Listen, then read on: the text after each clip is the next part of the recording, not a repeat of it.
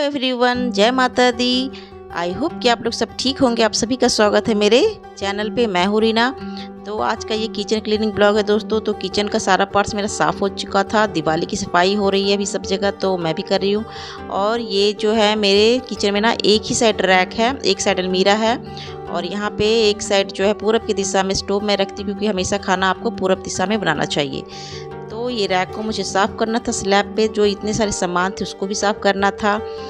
तो ये प्लास्टिक का मसाला रैक था, तो इस पे बहुत सारे ऑयल और डस्ट चिपक गए थे, थोड़ा थोड़ा मसाले भी गिरे हुए थे। तो सबसे ज़्यादा मेहनत मुझे इसी में लगा था। तो सबसे पहले सारे स्लैब के ऊपर जितने भी सामान थे सबको रख रही थी मैं। और सबसे ज़्यादा जुगाड़ इसी में करना रहता है कि सामान को हटा के रखूँ कहाँ।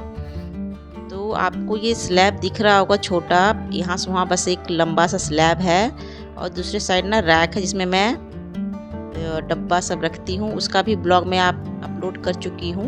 मैं इसका जो लिंक है डिस्क्रिप्शन बॉक्स में ज़रूर दे दूँगी कि मैं किचन का जो रैक है कैसे साफ़ की थी। और तो सारे सामान को हटाकर ना मैं डाइनिंग टेबल पे और कुछ नीचे रख रही थी फ्लोर पे, किचन के फ्लोर पे। तो सबसे ज़्यादा दिक्कत यही लगता है कि मैं सामान को कहाँ रखूँ।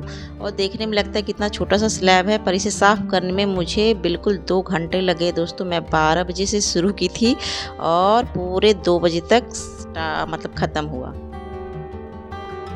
तो सामान को हटाना और उसे रखना जो है सबसे बड़ी दिक्कत रहती है, कहाँ हटाऊँ।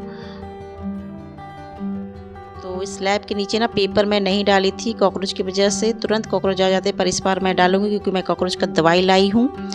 और उसे ना डालने से कॉकरोच बिल्कुल अपने आप खींचे चले आते हैं और खाकर मर जाते हैं। तो कॉकरोच की चिंता नहीं है, थोड़े बहुत रहते हैं, ज़्यादा नहीं। तो इस बार मैं नीचे पेपर ज़रूर डालूँगी। तो सब मैं साफ़ कर रही थी, सबको निकाल के पहले रख रही थी।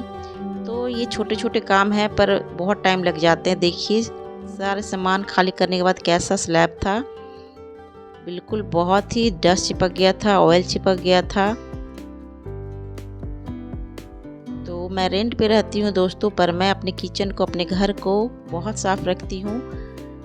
और फिर मैं सर्फ लेकर जो है शुरू हो गई थी, क्योंकि ना इधर बहुत तेल चिपक गया था। इधर जो है ना इंडक्शन चूल्हा था और उस पर मैं कभी कभी फ्राई करती हूँ, तो थोड़ा बहुत जो है तेल इधर उधर स्प्रेड हो जाता है। तो वहाँ पे सर्फ डालकर, और मैं लिक्विड जो भीम बार होता है वो ख़त्म हो गया था। पूरा एक बॉटल मुझे ना घर साफ़ करने में लग गया था, तो लास्ट में सर्फ से साफ़ की और इससे भी साफ़ हो जाता है। तो पूरा जो है नीचे का स्लैब और ऊपर दीवार के ऊपर जो था उधर भी साफ़ की।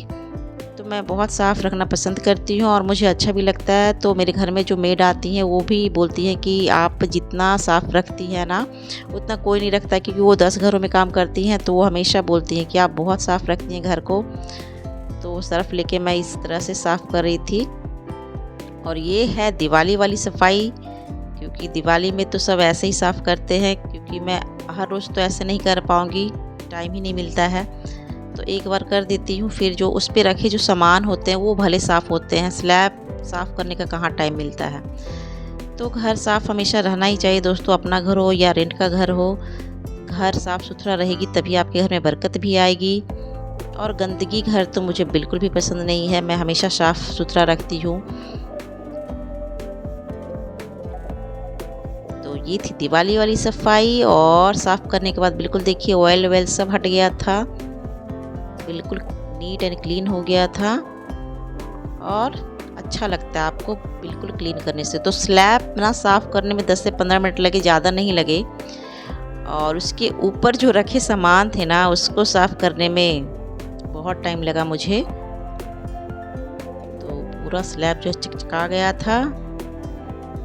और जब साफ़ सफाई हो जाता है ना तो आपके मन को भी अच्छा लगता है। और किचन में तो सबसे ज़्यादा अच्छा लगता है साफ़ सफाई, क्योंकि आप उसी में सबसे ज़्यादा टाइम जो है देते हैं। तो अब था बारी रैक को धोने की। और ये जो था, मैं डाइनिंग टेबल पे सारा सामान रखी थी किचन वाला, स्लैब पे जो भी थे मसाले के डब्बों को मैंने अच्छे से रखे थे, क्योंकि वो ग्लास के थे इसलिए मुझे अच्छे से उसे रखना पड़ा बर्तन में, नहीं तो टूट जाते। तो फिर इधर सफाई करने लगी और सबसे ज़्यादा ना मुझे इसी में लगा था, इतना ऑयल इसमें चिपक गया था क्योंकि ये प्लास्टिक के थे। तो इस बार जो था ना, मैं मसाला का एक नया रैक लाई थी, मैं मॉल गई थी तो उसमें जो था बहुत सुंदर सुंदर रैक थे, भिलाई मॉल से वो रैक लाई हूँ। और फिर मैं ये चेंज कर दूँगी, इसमें मसाला नहीं रखूँगी, दूसरा चीज़ रखूँगी। पर इसे साफ़ करने में बहुत हालत ख़राब हो गई थी, बहुत टाइम लगा था। तो इसका जो रैक था ना, वो तीनों निकलता भी है और फिर से इंस्टॉल भी होता है, पर उसको करने में और टाइम लग जाता है, इसलिए मैंने उसे छोड़ दिया और वैसे ही साफ़ कर दी। ऐसे भी साफ़ हो गया था, टाइम थोड़ा लगा। और भीम बार लिक्विड तो ख़त्म हो गया था, तो मैं सर्फ से ही साफ़ कर दी। और ये था जिसमें मैं ऑयल का कंटेनर रखती हूँ, ये वाला बास्केट में। और ये दोनों बास्केट जो है ना दोस्तों, मैं डी मार्ट से लाई थी। तो आप रेंट के घर में जो है ये सब जुगाड़ करना पड़ता है कि किसमें क्या रखे। अपना घर रहता तो कबर्ड रहता, अलमीरा रहता, रैक रहता, जो भी।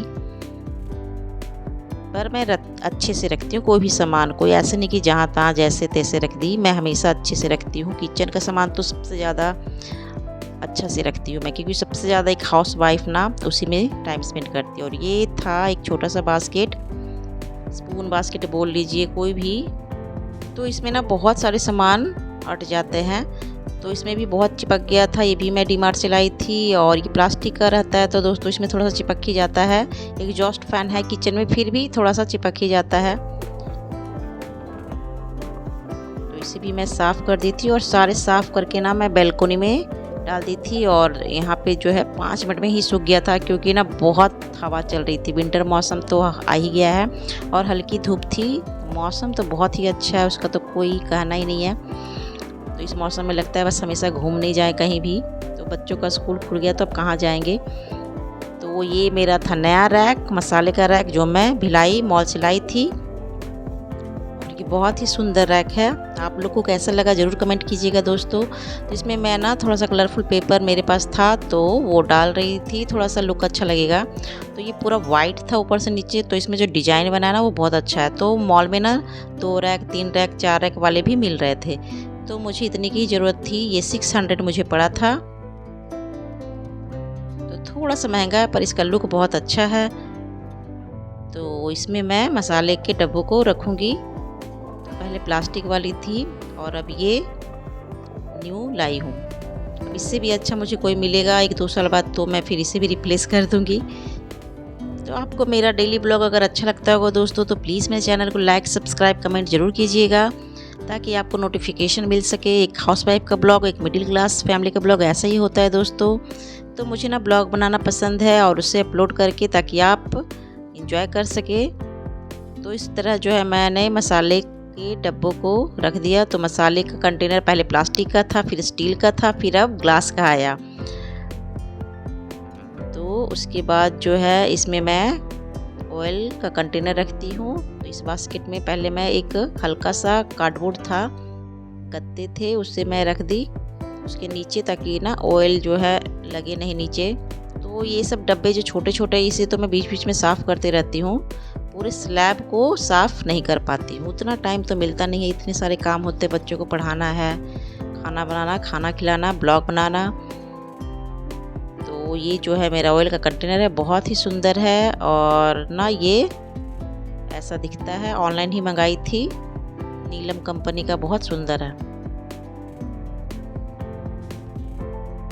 तो आपको ये सब देखने में लग रहा होगा कि कितने छोटे छोटे से है, पर बहुत टाइम लग गया था, मेरा 2 घंटा लग गया था। और ये था मेरा फाइनल लुक दोस्तों। तो आप देख सकते हैं।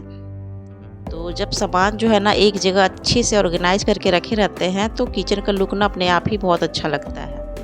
और ये पुराना वाला जो मसाले का रैक था ना, वो भी मैं यहाँ एडजस्ट कर दी थी साइड में। और इसमें मैं शुगर और टी का ना पॉट रख दी थी, क्योंकि सबसे ज़्यादा ज़रूरत आपको चीनी और चाय की पड़ती है। तो इस पर भी कलरफुल रेड पेपर बिछाकर मैं इसे यहाँ एडजस्ट कर दी थी। और साइड में जो है मिक्सी मैं रख दी थी। मिक्सी का भी टाइम आ गया साफ़ करने का। तो मैं तो बिल्कुल थक गई थी, पूरे 2 घंटे लगे थे। फिर मैं पोहा बनाई और खा के थोड़ा सा आराम करने गई। दाल चावल सब्ज़ी बनाने का तो मेरे पास हिम्मत ही नहीं था दोस्तों, क्योंकि फिर रात में मुझे डिनर बनाना था, सोना आता स्कूल से, फिर उसके लिए कुछ बनाना था। दोस्तों मैं बिल्कुल थक गई थी। तो अगर ये ब्लॉग मेरा अच्छा लगे दोस्तों तो प्लीज़ सब्सक्राइब कर दीजिएगा मेरे चैनल को, ताकि आप डेली देख सकें। आज के लिए बस इतना ही दोस्तों, थैंक यू।